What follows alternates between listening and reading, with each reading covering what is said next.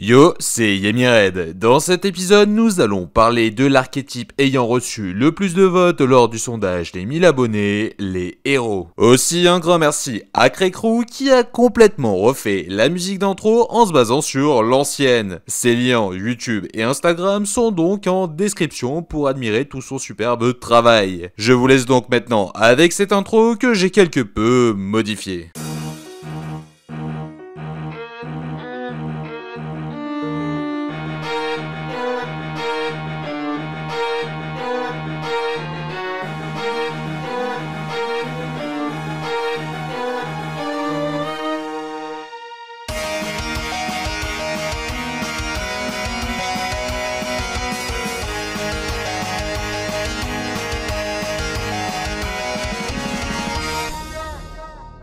L'archétype héros se compose essentiellement de monstres guerriers tournant autour de la fusion. D'ailleurs, c'est marrant, mais la fusion me fait plus penser à DBZ qu'aux héros de comics. Exact. Outre le fait qu'ils ne font pas référence uniquement aux comics, c'était bien le cas des premiers. Peut-être faut-il y voir là un clin d'œil à Amalgam, un big crossover entre DC et Marvel où les héros s'affrontent et finissent par fusionner. Plus d'infos ici. À la base, il s'agit d'un ensemble d'archétypes distincts qui seront réunis au fil du temps sous la même bannière, devenant ainsi des sous-archétypes de ce dernier. D'ailleurs, afin de se rapprocher au maximum de l'ECG à partir de 2011, le nom s'écrira en majuscule afin de ne pas inclure des cartes qui n'en font pas partie, comme Héros Auxilio ou Ghost Hero. Exact, puis avec près de 150 cartes et plus de 200 supports confondus, c'est le plus gros archétype de la franchise. C'est pourquoi je ne m'attarderai pas trop sur les effets, mais plus sur les diverses références, anecdotes, et bien que les archétypes d'anime manga ne possèdent pas vraiment un lore extraordinaire, hormis celui raconté dans ces derniers, j'ai essayé d'en recréer un avec les cartes existantes. H pour Heated Hearts, E pour Emergency Call, R pour Writer's Justice et O pour Oversoul. 4 lettres formant héros comme les élémentaires. Clayman et ses charges sismiques, Burstinatrix et ses flammes explosives, Avian et ses tempêtes de plumes, Sparkman et son canon électrique, ou encore Bubbleman et ses nombreux gadgets à bulles. Lorsque Skycraper City sera en danger, un signal apparaîtra dans le ciel, alors ils s'y rendront au plus vite, formant à eux 5 l'espoir de cette ville. Avian s'occupera seul du terrible Berthomé, Bubbleman établira une tactique pour vaincre les grenouilles d'Hadès en combinant les pouvoirs de Burstinatrix et Clayman, ce qui permit de s'en débarrasser. Mais voyant les monstres ctoniens arriver, il transforma son costume et cria « Héros, rassemblement !» Alors, ils combinèrent leurs forces grâce à la fusion. Avian et Burstinatrix étaient devenus le puissant aile de feu et ainsi pu détruire le terrible dragon. Quant aux deux autres, ils avaient formé un géant de tonnerre, ne laissant que peu de répit à l'incinérateur infernal. Mais des centaines de soldats ctoniens firent leur apparition, ils étaient bien trop nombreux. Soudain, un boomerang en élimina plusieurs, puis d'autres se firent écraser et les derniers enfermés dans des sphères d'énergie. Des héros d'autres villes s'étaient joints au combat. Alors, l'empereur du fantasme apparut. Les 4 héros se séparèrent, Sparkman fusionna avec Necrombre, Cœur Farouche avec Tranchant, et les 4 élémentaires restants fusionnèrent ensemble, formant le surpuissant Electrum. En combinant leurs forces, ils parvinrent à le détruire, mais ils étaient loin d'imaginer ce qu'ils venaient de libérer. C'est en 2005, dans le millénaire perdu, qu'apparaîtront les tout premiers héros élémentaires dessinés par Kazuki Takahashi lui-même, qui a toujours été un grand admirateur de comics. Petite consécration aussi en 2019, un accord entre Jump et Marvel lui permettra de dessiner un manga comics avec Spider-Man et Iron Man. T'étais pas censé parler des héros élémentaires? Ah oui, pardon. D'ailleurs, ils auront le nom d'élémentaires car pour les premiers, ils se baseront sur les 4 éléments fondamentaux, un peu comme dans Avatar, enfin le vrai Avatar. Oui, mais ils prendront aussi en compte la lumière et les ténèbres pour se calquer sur les attributs Yu-Gi-Oh! Exact, c'est à partir du tout premier épisode de GX aux côtés de Jaden qu'ils apparaîtront et seront inspirés de différents héros de comics. Bon, rien d'officiel sur leur référence, j'ai donc essayé de vous mettre, quand c'était possible, un héros Marvel et un héros DC. Mais si vous voyez d'autres inspirations possibles, dites-le moi en commentaire. Avian représente l'air et pourrait être inspiré d'Angel des X-Men ou encore Nightwing, l'ex-Robin au vu de son masque, bien que sa couleur rappelle beaucoup le vautour, un méchant de Spider-Man. Pour Burstinatrix et l'élément feu, ce sera sans doute vers Starfire des Teen Titans ou Scarlet Witch qu'il faudra se tourner. D'ailleurs, c'est assez drôle, mais son texte d'origine l'annonçait comme le seul héros élémentaire féminin. Alors, vu des ajouts futurs qui ont été faits, le texte a été modifié en 2011 pour dire qu'elle était plutôt la toute première. Oui, on parlera des autres plus tard. Pour Clayman, le représentant de la Terre, il pourrait se baser sur Iron des Metal Men ou la chose des 4 Fantastiques, bien qu'il rappelle beaucoup le méchant Fléau. Pour Bubbleman et l'élément eau, bien que son design sur cette carte rappelle étrangement le docteur Mindbubble, ce dernier est sorti en 2014 contrairement à 2004 pour le visuel de cette carte. C'est donc du plagiat de Marvel. Oh, je pense que c'est plutôt une simple coïncidence assez drôle. En tout cas, il pourrait rappeler Aqueduc de la Maison des Idées, mais il semble clairement basé sur le célèbre Batman. Ce n'est pas pour rien qu'il possède plusieurs gadgets, d'ailleurs il aura aussi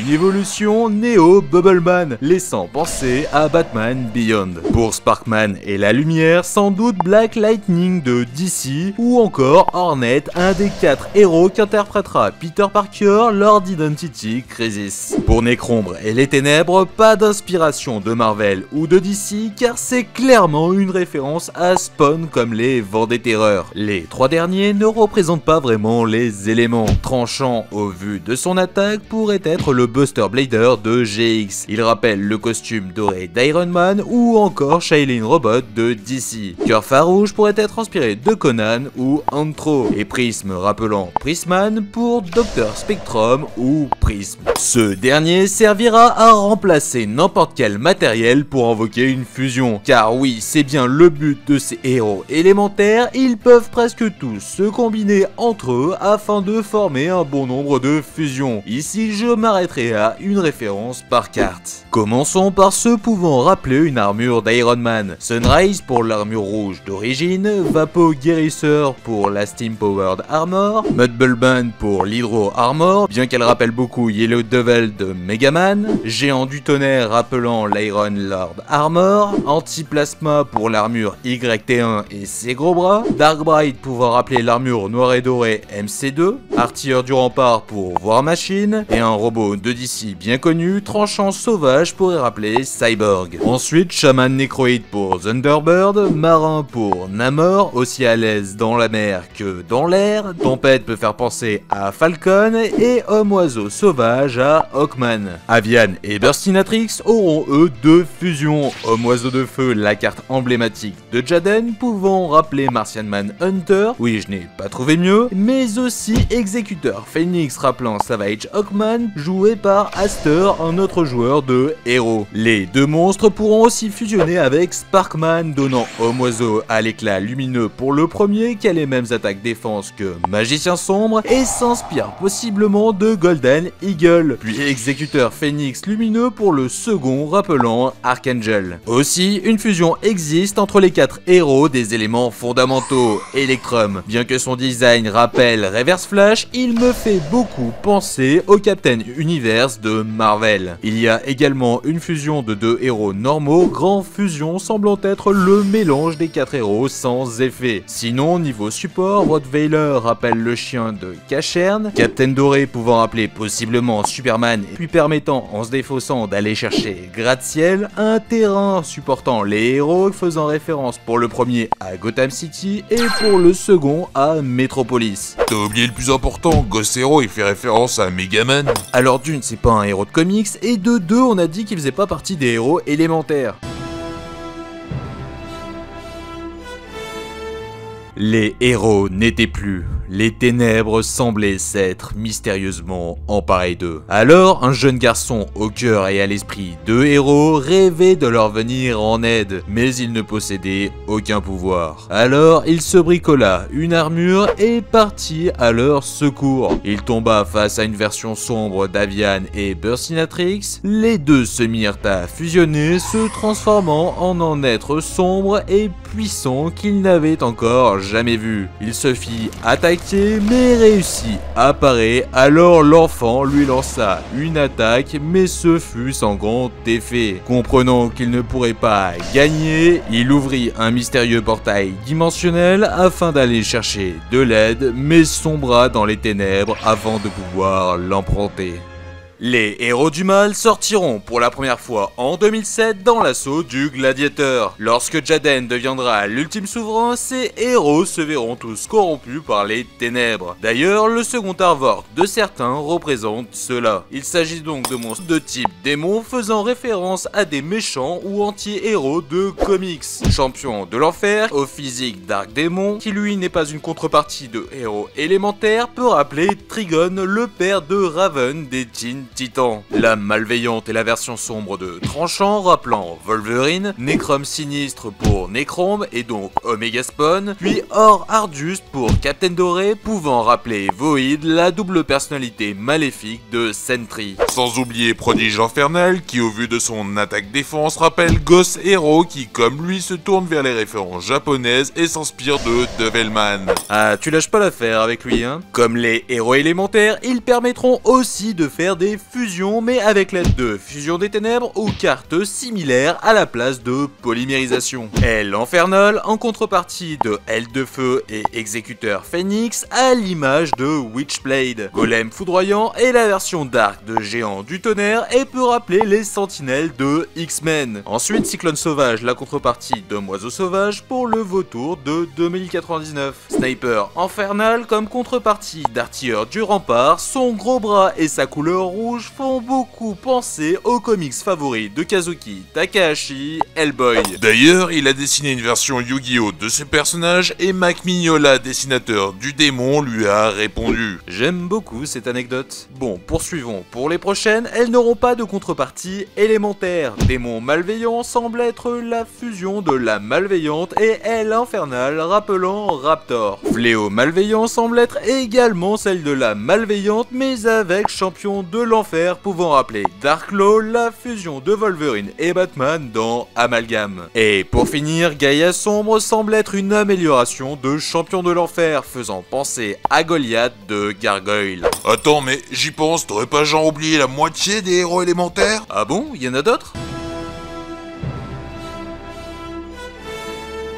Dans une lointaine dimension vivaient d'autres héros élémentaires tirant leur pouvoir de la nature. Un jour, alors que Noueux repoussait une horde de dinosaures, un mystérieux portail dimensionnel s'ouvrit. Intrigué, il n'eut d'autre choix que d'appeler du renfort. Entre-temps, des héros du mal étaient arrivés sur cette terre grâce à cette ouverture dimensionnelle. Heureusement, les héros élémentaires de cette dimension arrivèrent rapidement et se lancèrent dans un terrible affrontement. Puis lorsque champion de l'enfer fut terrassé, il s'enfonça dans le sol et une main en ressortit. Il était devenu le puissant Gaïa sombre. Dans l'urgence, Océan et Noueux se mirent à fusionner, puis les deux titans s'affrontèrent. Afin de l'aider, Voltaïque et Chaleur se joignèrent également à lui, et il put écraser son ennemi, éloignant les ténèbres des autres héros élémentaires. Le démon Yubel apparut alors, prévenant tout le monde qu'elle n'en avait pas terminé avec eux.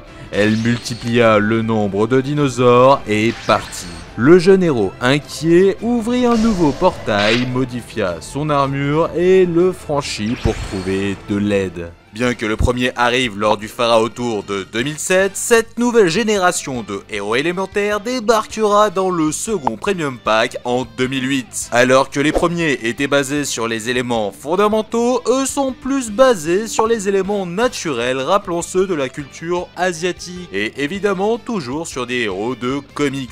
Dans le manga GX, ils seront utilisés par Koyo Hibiki, le mentor de Jaden, mais au vu de son incapacité à jouer, il confiera ses cartes à ce dernier. Plusieurs peuvent rappeler des héros de DC Comics. Il y a Bourgeon qui grâce à Bouton de Rose devient Rose Vénéneuse, similaire à Poison Ivy. Flash qui malgré son nom rappelant un autre héros célèbre, semble être la version jeune de Voltaïque, comparable à Static et sa version du futur. Ice Age, une possible référence à Polar Boy. À l'opposé, il y a Chaleur et Miss Chaleur rappelant Firestorm et Fire. Tous deux auront également une fusion brasier dont l'effet semble être un clin d'œil au super robot. Ensuite, il y a Noueux pour Swamp Thing et Océan pour Aquaman. Tous deux formeront une autre fusion Terre Ferme, une carte faisant partie de la série des 10 planètes. Physiquement, en termes de stats, il rappelle beaucoup Neos, un autre héros de l'anime dont on reparlera plus tard. Bordel, mais ce monstre c'est littéralement Freezer. Ben c'est vrai que la ressemblance est assez frappante.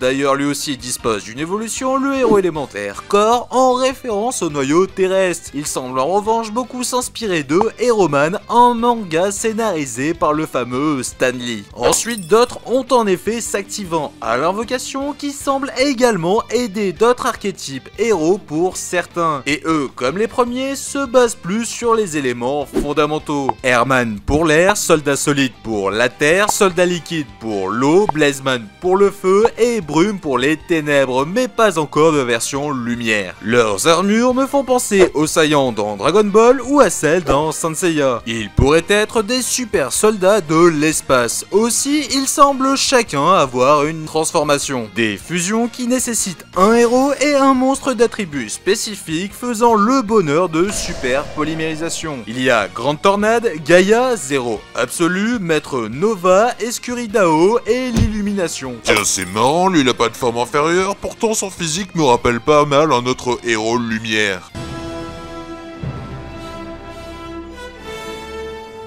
Le Néospace est un univers lointain où le temps s'écoule différemment. Leurs habitants, bien étranges, sont dotés de pouvoirs cosmiques puissants. Un jour, un portail dimensionnel s'ouvrit, puis un jeune apprenti héros paniqué en sortira et demandera de l'aide. Le néospatien lisait dans les pensées, il savait déjà tout. Il lui fit alors un cadeau, une puissante armure néospatienne s'adaptant à son corps. Désormais, il répondra sous le nom de Néos. Ensuite, le néospatien fit apparaître 6 chrysalides qu'il remplit à l'aide de rayons cosmiques de créatures terriennes que Néos appréciait. Alors, comme on lui avait demandé, il s'en occupa pendant plusieurs années, quand un jour, ils sortirent de leur chrysalide. Ces créatures avaient obtenu des pouvoirs néospatiens, mais ils étaient aussi devenus ses plus proches amis. Puis ils s'entraînèrent tous durement à la fusion. Contact, un pouvoir puissant obtenu par son armure. Un jour, le néospatien lui dit qu'il était prêt. Il ouvrit un portail, le ramenant à l'endroit et au moment où il était parti. De retour, il ne sera pas seul. Voyant les autres héros exténués, il déclenchera une tempête et fera tomber la foudre sur des dinosaures. Puis lui et ses amis néospatiens sauteront sur ceux restants. Néos utilisera aussi la fusion Contact, mais ne pourra pas la maintenir bien longtemps en dehors du néospace. Une fois tous les ennemis éliminés, Néos commencera à raconter son histoire au reste du groupe. Quand un Bubbleman habillé comme un magicien apparaîtra, il emprisonnera la plupart des héros dans des bulles, puis repartira au travers d'un portail dimensionnel. Neos sortira avec les premiers néospatiens en 2006 dans Puissance du Dueliste. Il est la carte signature de Jaden au même rang que le magicien sombre pour Yugi. Son design est inspiré des héros japonais tels que Ultraman ou encore Guyver, dans lesquels le héros est un terrien portant une armure extraterrestre. Voilà pourquoi, à contrario de ceux qui pensent que Neos est un simple alien, je pense qu'il pourrait s'agir d'un humain sous une armure, et au vu des références japonaises, ma théorie c'est qu'il serait Ghost Hero. Ah, tu vois, au final, ce sera devenu un héros élémentaire. D'ailleurs, il a une version assez jeune pouvant appuyer cela, Nouveau Neos. Et quand on sait que Néo veut dire nouveau, son nom français devient assez drôle. Oui, c'est pas faux. Il possède aussi d'autres versions comme Neos Loyauté où il obtient les pouvoirs d'ange de loyauté. Puis Neos le Sage qui représente sa fusion avec Yubel. D'ailleurs, étant donné que ce n'est qu'un simple monstre à effet, une véritable fusion sortira Neos Krieger. Il en obtiendra également une avec le dragon arc-en-ciel de Jessie, Neos Arc-en-ciel. Une aussi avec un guerrier dont le résultat final rappelle beaucoup le soldat du lustre noir. Ensuite, avec un monstre à effet de niveau 4 comme les 5 soldats élémentaires parlés précédemment, dont il pourrait être celui qu'il manque représentant la lumière. Puis une version ultime avec 5 monstres héros ou Neos divin. Dans l'anime, la Kaiba Corp avait organisé un concours, alors le jeune Jaden y participa. Il dessina Neos ainsi que les néospatiens et il gagna. Alors ces dessins devinrent des cartes et furent envoyés dans l'espace via un satellite puis seront imprégnés de force cosmique. C'est bien plus tard qu'il se retrouvera dans le néospace et récupérera ces cartes qui deviendront son nouveau deck. Commençons par les chrysalides. Ce sont des monstres de niveau 2, tous ayant un attribut différent et représentant chacun un jeune animal. La taupe pour la terre, l'oisillon pour l'air, la larve pour le feu, le dauphin pour l'eau, le chaton pour les ténèbres et le chiot pour la lumière. Attends, mais c'est pas du tout un chiot, surtout qu'il est de type plante. Oui, il semble être inspiré de la mousse lumineuse malgré sa forme humanoïde. Lorsque Néospace sera sur le terrain, elles pourront être sacrifiées pour invoquer leurs évolutions respectives, les néospatiens des monstres de niveau 3. Taupe géante, colibri aérien, scarabée flamboyant, dauphin aquatique, panthère noire et limone luminescent. Chacun a la possibilité de fusionner avec Neos par fusion contact, c'est-à-dire sans utiliser polymérisation, simplement en renvoyant au deck les matériaux. Par contre, si Néospace n'est pas activé, il sera renvoyé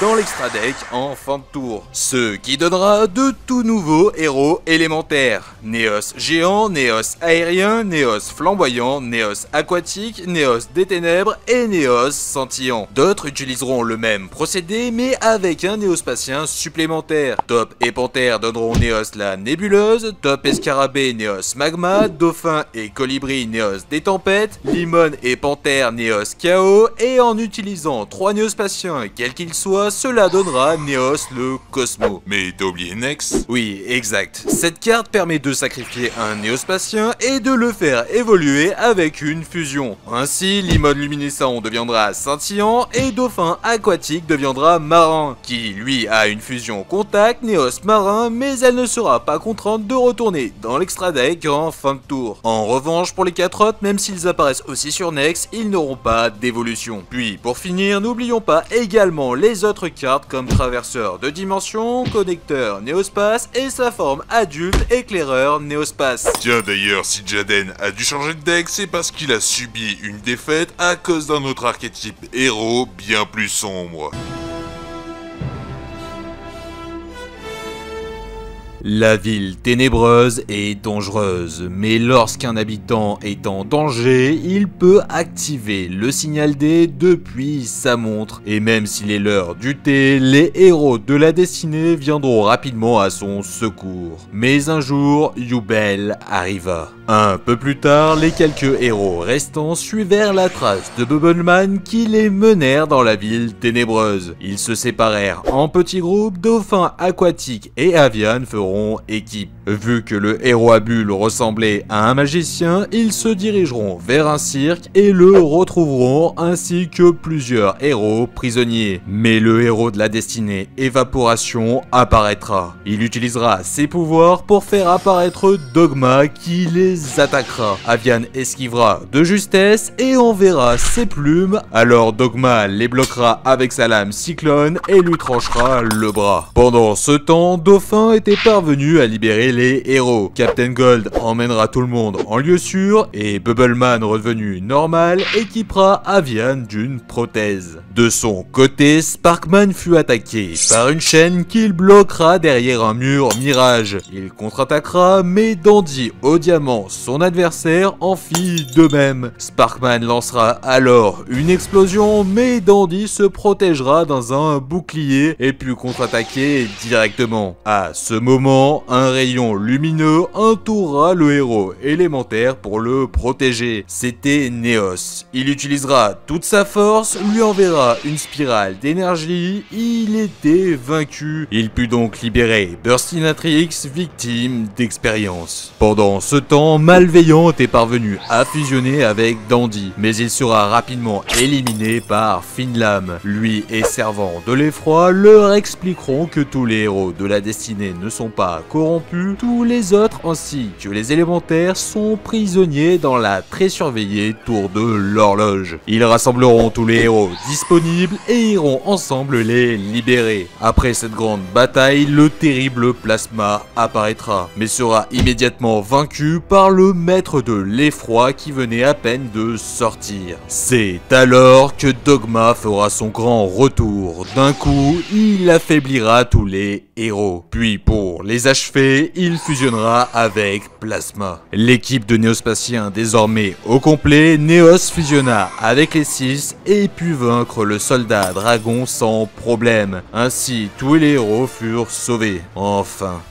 C'est en 2006 dans Ennemis du Bien qu'apparaîtront ces héros la première fois. Ce sont des guerriers d'attributs ténèbres ayant en version originale quasi tous un nom commençant par D et se terminant par Guy. A contrario des héros élémentaires qui eux se terminera par Man. D'ailleurs ils sont un peu leur antithèse. Leur but étant de jouer une stratégie défensive afin d'invoquer des gros monstres sans forcément être des fusions tout en essayant de manipuler le destin avec des effets en rapport avec le futur. Dans l'anime, Aster retrouvera son père mort. Enfin, il sera simplement enlevé dans la version US. Ce dernier avait créé les héros de la destinée car il travaillait pour Pegasus. Plus tard, lorsqu'il verra que Jaden joue également un deck héros élémentaire, il décidera de jouer les cartes de son père. Tout comme D-Cube est une contrepartie à Rottweiler, plusieurs se baseront sur des monstres de Jaden tout en gardant un style british démoniaque.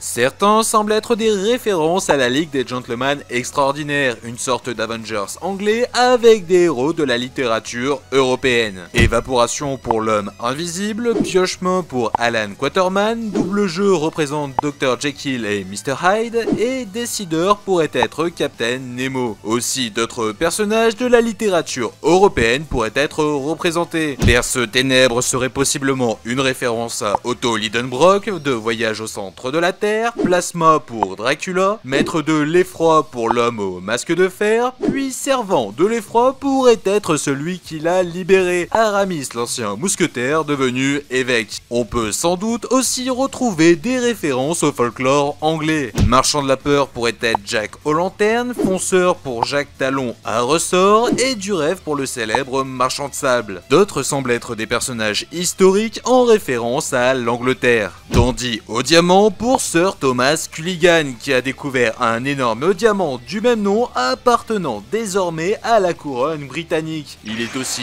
une contrepartie de Sparkman. Captain Tenace pour Sir William Inglis, un héros de guerre anglais mais aussi une contrepartie à Avian. Finlam pour Jack l'Éventreur et peut-être une référence à Burstinatrix. Commandant du disque pour Samuel Miller qui a contribué à l'invention de la scie circulaire et bien sûr une une contrepartie à Bubbleman. D'autres semblent représenter un sport US, défenseur pour le football américain, mais aussi Clayman, Dinatag pour le catch et Dunker pour le basket. Ensuite, certains semblent avoir plus un sens théologique, Céleste pour Dieu, rappelant illumination, Ange noir pour l'ange Lucifer qui était déchu par Dieu et fait référence à l'ange de loyauté, malveillant pour sa forme de diable en enfer et seigneur de la damnation pour Méphisto, son apparence terrienne. D'ailleurs, dangereux semble être visuellement la fusion des deux. Dogma lui représente le dogme religieux et dominant semble être sa fusion avec Céleste. Il possède aussi une fusion avec Plasma, le soldat dragon de l'ultime destinée qui s'oppose directement à l'homme oiseau de feu de Jaden. Et enfin, deux fusions symbolisant deux futurs bien connus en science-fiction. Du crépuscopique pour l'utopie et dystopie pour celui du même nom. Celui-ci semble également être une évolution de Dandy au diamant. Notons aussi que ces deux cartes seront jouées par Aster dans Arc 5 alors que dans le manga c'est un tout autre archétype qu'il jouera.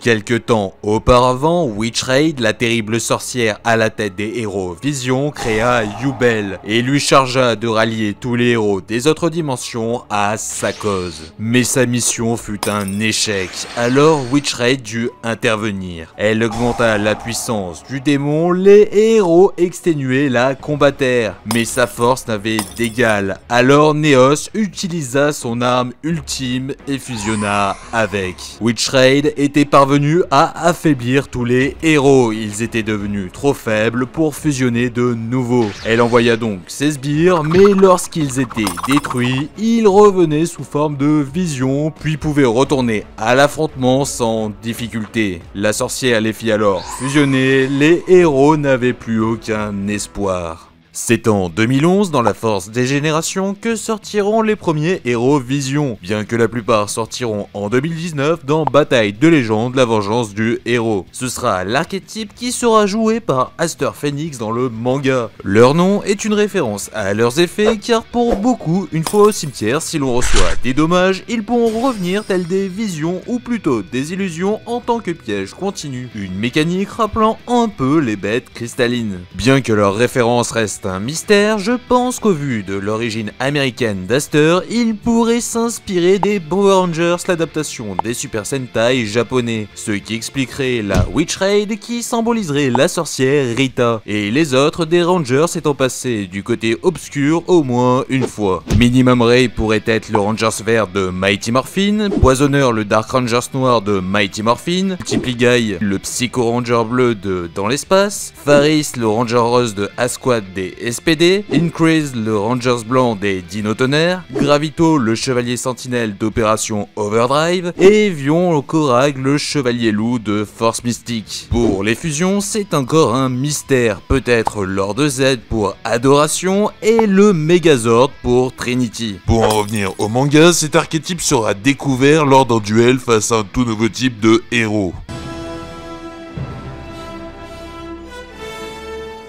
La Seconde Terre avait quasiment perdu tous ses héros, les seuls restants étaient les super soldats. Afin de venir en aide aux guerriers disparus, leurs supérieurs avaient prévu un plan. Tous franchirent le portail dimensionnel encore ouvert, les retrouveront rapidement en grande difficulté, alors le supérieur sortira les masques et dira aux héros de les enfiler. Avian posa le sien, en mit un nouveau, puis se transforma grâce au pouvoir de la fusion. Alors les autres en firent de même, les super soldats utiliseront leur forme ultime et ensemble ils firent tomber Witchraid qui perdit le contrôle des héros Vision. À ce moment, 4 portails étranges s'ouvrirent. Afin de se préparer au pire, Koga et Anki fusionnèrent.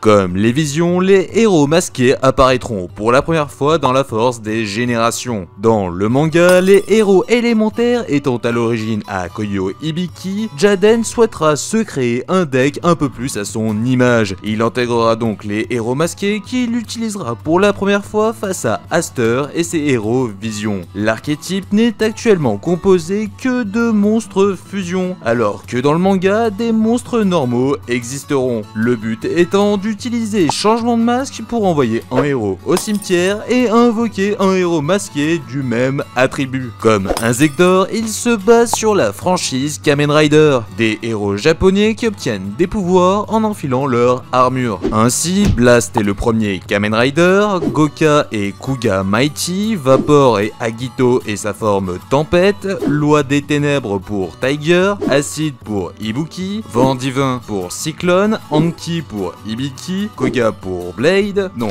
celui-ci, Diane pour Kamen Rider Femme, oui c'est littéralement son nom, et Chaos, la fusion des deux héros masqués qui n'est autre que Kamen Rider double Joker, qui est également une référence au dragon de la lumière et des ténèbres appartenant à Chad, son rival dans le manga. Alors je résume, c'est un archétype de fusion dans lequel il y a une fusion de fusion. Et oui, mais ne t'inquiète pas, le futur nous apportera autre chose. Dans un lointain futur, les héros Xtra surveillent et protègent l'espace-temps. Lorsqu'ils verront une perturbation, ils ouvriront des portails et s'y rendront au plus vite. Une fois sur place, ils verront une armée de héros prêts à en découdre. À la surprise générale, Croiseur de la Croix les félicitera tous d'avoir vaincu Witch Raid, mais les avertira que des ennemis bien plus coriaces les attendent dans le futur et qu'ils auront besoin de la force de chacun pour triompher. Voilà, nous arrivons enfin à la dernière partie. Le premier héros Extra sortira pour la première fois en 2018 dans Deck du héros légendaire. Ce sont uniquement des monstres Link inédits encore dans l'anime ou le manga, proposant du soutien aux autres archétypes héros et semblent représenter des héros venant du futur et pourraient avoir comme lien avec les autres d'être leurs descendants. Croiseur de la Croix pourrait avoir comme arrière-arrière-grand-père Bubbleman et commandant du disque. Par ailleurs, son nom est une référence au Chevalier Noir. Décimeur de terreur serait de la famille Anéos, Nécrombre et Blast. Dispositifeur de l'enfer, probablement Gaïa Sombre et Witch Raid. Puis enfin, conducteur des miracles pour Océan et Adoration, bien qu'ils soutiennent aussi les héros masqués. Ils permettront de réunir tous les héros afin d'affronter la terrible méta. Et voilà, cette très longue vidéo qui m'a demandé pas mal de temps est désormais terminée. J'espère qu'elle vous aura plu. N'hésitez pas à me le faire savoir en commentaire. Oui, enfin, t'as oublié deux parties, les apparitions et la jouabilité. Alors, les apparitions, j'ai essayé d'en parler tout au long. Et pour ce qui est du reste, au vu de la longueur de la vidéo, je préfère vous renvoyer vers celle de Draco77 qui a fait un super boulot. Et pour le rolling, vers celle de Yoeri Sama. Allez, ciao! Attends, mais c'est quoi ce youtubeur qui fait aucune auto-promo? En plus, y a même pas eu de caméo de Stan Lee. Excelsior, abonnez-vous et partagez.